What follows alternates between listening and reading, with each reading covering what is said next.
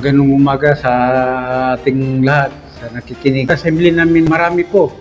Unang-una, ang nakaatin sa aking assembly, unang-una si Captain Police Alfonso at saka ating Philippine Marine, si Lieutenant Herrera, at saka sa Perman, higit sa lahat si Sir Igay. Yung ating peace and order sitwasyon, unang yung curfew hour natin, inshallah, accomplishment man, yung illegal drugs, illegal gambling, illegal fishing, at saka yung mga racing, at saka open pipe.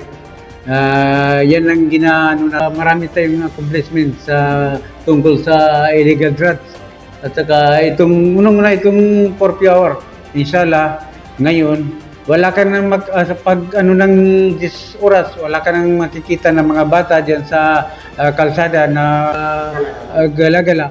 Ngayon, inshallah, okay na muna yung mga activities namin sa courtesy yung mga Coast Guard, yung mga Philippine Marine, yung paglimpyo sa kalsada. At saka itong Sabado, yung mga garbage natin, yung mga basura, kolekta yan ng mga bipat ko tuwing Sabado yan.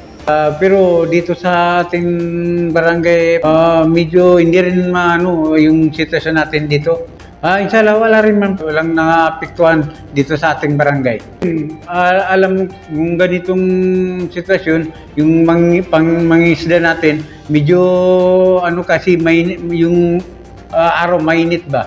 Hindi pa rin. Okay pa rin. Unang-una, nagpapasalamat ako sa aking mga prop leader, yung mga bipat, yung mga lupon na sumusuporta sa aking barangay.